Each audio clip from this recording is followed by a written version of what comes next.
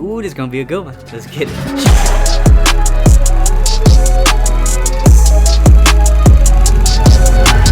Hey, what's going on, guys? My name is Isaiah Peter, and I am a faith-based content creator sharing my walk with the Lord to help you and encourage you in your walk with His too. All right, there's a few things that we're gonna have to do before going into this process. There's a few prerequisites, all right? And there's only 7, and it's kind of funny, 7, number of completion. Come on, Bible jokes, come on. Let's not be so serious. This can be fun too, But yes, there are 7 prerequisites that I would really encourage you to do because they'll give you the best chance to walk through this process. And honestly, through this process and these steps, it's gonna be kind of hard to go through them if you don't have these set. So we'll just list them off real quick. Number 1 is to be plugged into your local church. And here's what I mean by that. You're not dating the church. You're not just feeling them out. Like, you're plugged in saying, hey, I wanna lock into this house. I wanna make a covenant with this house. And I really wanna serve this house. And there's a big difference between covenant and commitment. Commitment is saying, yo, I'm here, let's do it, cool. Covenant is saying, I'm here for better or for worse. Meaning, no matter what happens within this church, I'm here. If I feel like I want to run after something has happened, I am here and I'm locked in because this is where I feel like the Lord has called me. So don't be committed to the church, be covenanted and be locked in. Number 2 is serve at your church in whatever capacity that you can. Now, this is different for everybody. So for me personally, I can serve at church all day Sunday because if I'm not at church, I'm either doing this or I'm at work, and that's usually on weekdays. But Sunday, I have the ability and the blessing to be able to be there all day. So I can be at all 3 services at our Brooklyn location, and then I can go to the PM service in Manhattan. And if you can't, please don't feel condemned or don't feel guilty that you can't. Just be serving at your church in some capacity, because some people work night shifts. Some people travel for work. Some people have families. Some people have other obligations that are very real in this world, that are very practical. So just be serving at your church in some capacity. Number 4 is pray and ask the Lord to send you friendships to be able to walk this life out with. And it's something that I've done personally, which I will talk about later in the video, but it's definitely life-changing for me, and it's definitely led me to even more friendships, and I believe it's going to lead me to even more friendships down the road. But yes, pray and ask the Lord about friendships, because if you don't ask, how can you receive it? So give it a shot. Number 5, super practical. I'd really encourage you to keep it same gender. I'm probably going to make another video on that, but we'll just keep it at that. Just keep it same gender, and it'll make the process that I'm about to go through a lot simpler. Number 6 is be systemically intentional about pursuing these friendships. We'll jump more into that later on, but being very intentional about these friendships and, really being like, you know what, this is something I want to do and I want to be about it. Because that's the kind of energy that I would want in a friendship. And that's the energy that I pursue in friendships. And number 7, this one's probably going to catch you left field, but is to be actively working on healing your inner child wounds. And the reason why I say that is because the way that you were brought up in your childhood is the operating system for how you navigate your view of this world and how you navigate relationships within this world. And it doesn't mean you have to be perfect. It just means you have to have the heart to actively be wanting to heal and grow in that area. And it's a necessity that you're going to need in life to be able to develop and cultivate healthy friendships that go beyond just a Sunday friendship, and that goes beyond just I know this person so well. It's going to become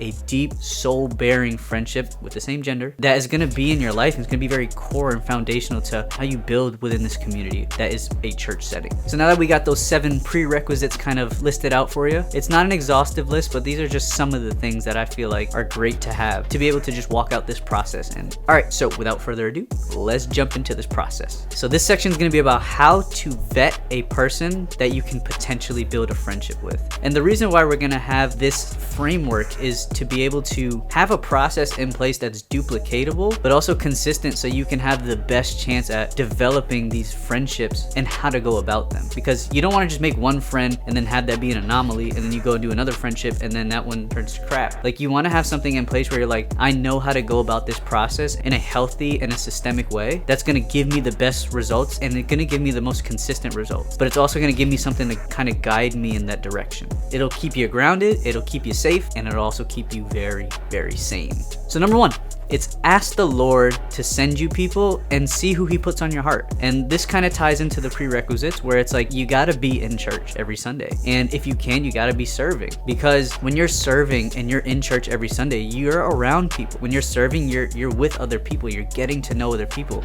You're in proximity. Proximity is huge. And you're able to kind of see who's around, who's committed, who shows up, even when they're not serving, who's actually about this life and who's a part of this house. So to be able to kind of find like quality candidates to be like, you know what, this person's always around, this person's like really down for the house, this person's really committed. Like I could see myself being friends with that person because I hang out with them and I have a great time serving with them. So ask the Lord, pray about it, and see who he puts on your heart. And after you've been around somebody and the Lord has put them on your heart, really take an inventory and just be like, do you like being around this person? Like just being around this person, whether it's one-on-one or in group settings or while you're serving with them, like do you just enjoy their company? Number two, if you have the ability and you've known them for long enough, like do you have quality conversations with that person? Like I'm not talking about like, you know, like the depths of their soul, but I'm just talking about like just talking about life and like how their week was, and like just working with them and just working on projects with them, serving with them, working with them with other people. Do you like the way that they carry themselves and the quality of the words that they choose and just their overall demeanor? Like are they positive and optimistic, or are they pessimistic and negative? Like, you know what I mean? Just some of those kinds of things. And then just see the frequency that they do serve the house with. Because if you're someone that's high capacity and you're like, I'm down to ride, I'm committed,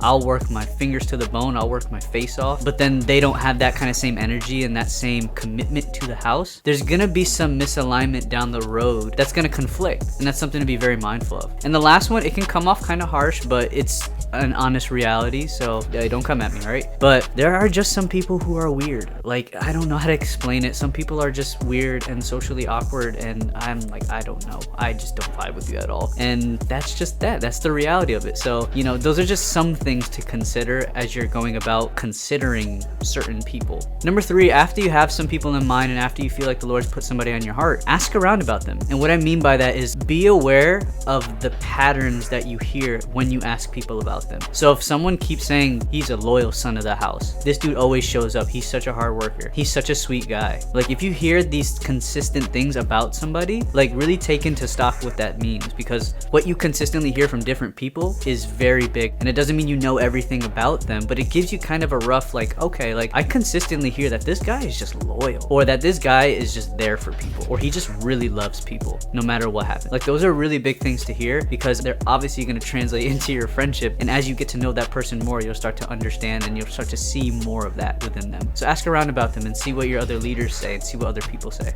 Number four, after you found somebody and you've asked questions around and you know you've heard great things about them, you like being around them, the next part, super practical. Be intentional about getting to know them. And what that could look like is you can go out and grab coffee with them one-on-one and just say you want to get to know them more. You can get lunch with them. You can hang out with them for a little bit more after service. Or you could even just jump on the phone with them for like 30 minutes during the week. And what that could look like is, yo dude, I love hanging around you so much. You're such a great guy and we should hop on the phone this week or something like that. Like I'd really love to get to know you more and hear about your story and just like where you're from and stuff. The goal of this is to be intentional and to just to get to know them a little bit more. And that's it.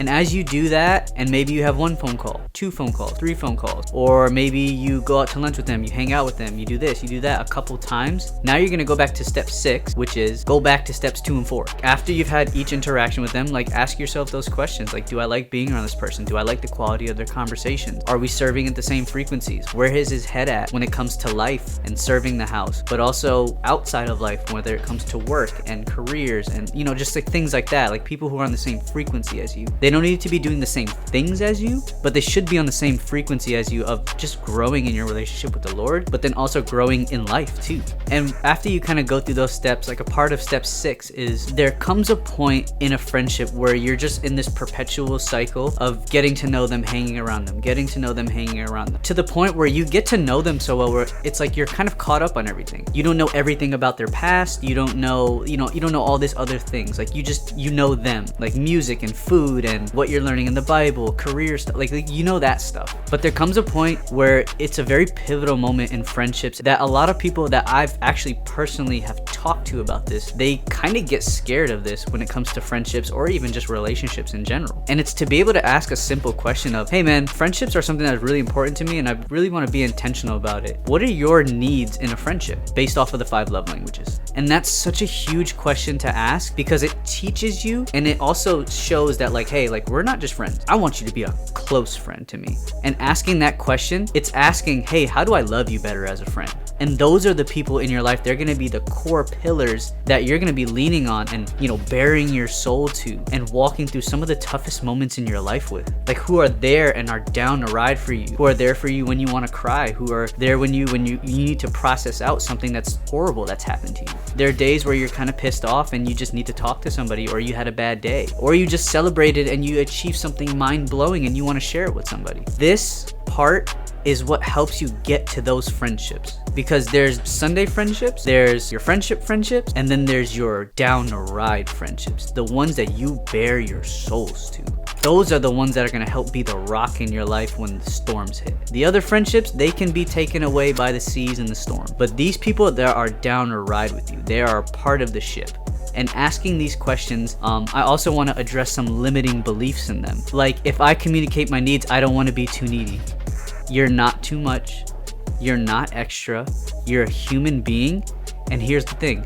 Every human being has needs in a relationship. So you asking your friend like, hey, what are your needs in a friendship? Is saying, hey, I want to love you better. Can you tell me how to love you better? And I can tell you how you can love me better. And what that looks like is you may know this person well enough, but you don't know how to love them the way they want to be loved. You may be getting them gifts, but quality time is a big thing for them. And for you, words of affirmation could be something big, but all they're trying to do is do things for you, acts of service. It's not gonna like destroy the friendship. That's not what I'm saying. But if you really want to develop the friendship and just be like, you want to feel seen, known, and heard and valued in the friendship, and have it really be differentiated from every other relationship in your life, is to be able to communicate those needs, and then also for you both to be able to grow from them. So let's say, for instance, for me, I have a friend, he told me straight up, he's like, hey man, like when we talk, like I love talking to you, this, that, and the third, but then I just need a few days of, I just can't talk. My social battery just gets low. Like I just need some time for me. And for me, I could talk on the phone with somebody forever because I'm a quality time person. And I could talk to them every day. But something that I learned through this is I had to learn how to love him better and say, hey, okay, you know what? I can talk every day. But if that's not what he wants, let me honor that. And then within the space that we have apart where I really want to talk to him, figure out the need. Why do you need to talk to people so much? And was something that I learned was I was like, oh, you know what? I think I have a little bit of a codependency here. And that's what a real healthy friendship and a relationship does, is it holds a mirror to your face. And it says, hey, you've been running from this. You have a little bit of codependency and you never really addressed it. Real relationships, real friendships hold a mirror up to your face and show you the reality of you and where you need to heal from. And that doesn't mean that there's anything wrong. That's probably the most beautiful gift someone can give you. And as you operate within that relationship and as you grow in that relationship, you're gonna grow as an individual, just by yourself. Like as an individual, you're gonna grow as that person, and you're gonna be able to love in deeper ways and more secure ways than you could have ever imagined before that if you didn't communicate that. Because whether we like to admit it or not, and you know, I'm in the same boat, I'm working through things, we love from wounded places.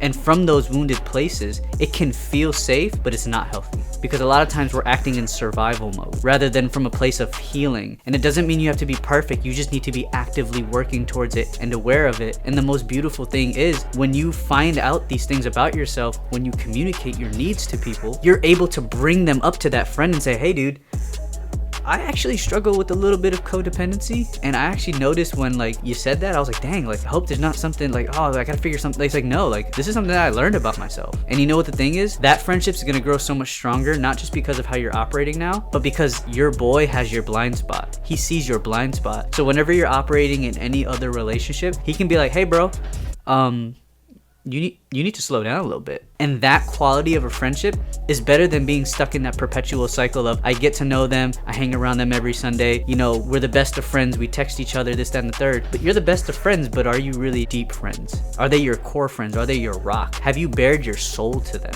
Do they know the deepest parts of you? Because if intimacy is something that you struggle with in your life, it's probably because you're not being as vulnerable as you can. And there is such a thing called a surface level vulnerability, where you only share so much. But have you ever bared your soul to somebody of the same gender? Because that's where real friendships and that's where real healthy friendships can be developed. And you know, they'll really be your rock, where I'm pretty sure you've heard it. You don't need a huge quantity of friends, you need quality friends. And that's what this step is about. It's communicating your needs within a friendship.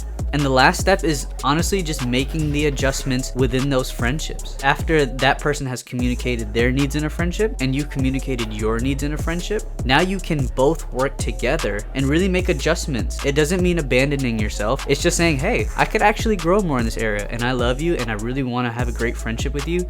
And if you need space, I'm willing to give you space. Actually, if you need more time with me, I'm actually willing to give you more time. And it's really just making those adjustments in your life with those people that are really going to help you develop a beautiful friendship within your life, and that you're going to be able to do with other people. And a fun little bonus nugget is how you're developing and communicating and making adjustments within your friendships. If you have a desire, you're going to be doing the same thing in marriage. And this is things that I've brought up to my counselor, who has been married for 25 years, and she even confirmed what I'm saying, is you're going to need to be able to do those things to develop a healthy relationship, no matter what type of relationship it is. So that's the last step in kind of how to go about cultivating a relationship. And these are points that you would revisit as you develop the friendship. But there is one thing that I did want to touch on, and not every person that you meet is gonna work out, and it's not gonna be the friendship that you may have wanted. So there's also a process of learning how to healthily separate and have a friendship breakup. And it doesn't mean you have to call them and be like, hey, can't be friends anymore, this is not working out. It's like, no, it doesn't have to be like that, because there are gonna be some times where you do everything. You are intentional, you are patient, you are showing grace, you are welcoming, like you're actually putting in an effort, but that person's not putting back the same effort. And that's a person that you probably don't want to continue with, because down the road, the same thing that's happening here is going to happen there. So let's say like you're somebody who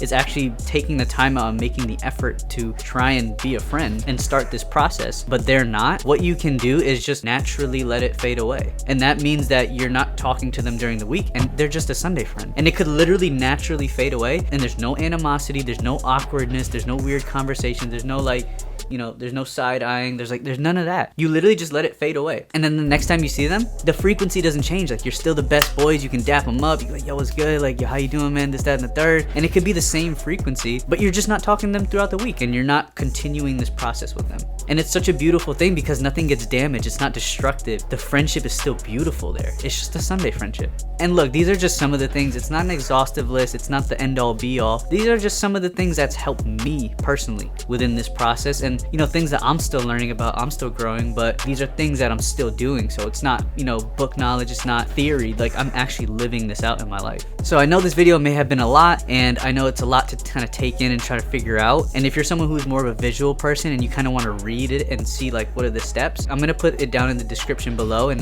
if I can, I'll probably link a PDF, but if anything, I'll just copy and paste it in the description below. I hope this video helps. I know that it can be very lonely, and it can be very daunting, and it can be very disorienting, coming into a new environment and trying to make friends, and honestly feeling like you're starting over again. It can be very heavy, and like my heart goes out to you, because like I know what it feels like to be in a room but feel alone. I know what it feels like to have anxiety and just this heaviness and this weight, and kind of like this trauma response to things that may have happened to you in your past, and kind of affects all your relationships moving forward. Like, I understand that, like my heart goes out to you, and this is a process, and something that you can do within the time of like actually finding these friends is, as long as you're going to church on Sunday and you're able to come back home and just spend time with the Lord and just really pray about it, it really gives you an opportunity to seek him, and not in just a general way. Like, actually be like, what, I'm gonna crack open my Bible, I'm gonna listen to worship music, I'm gonna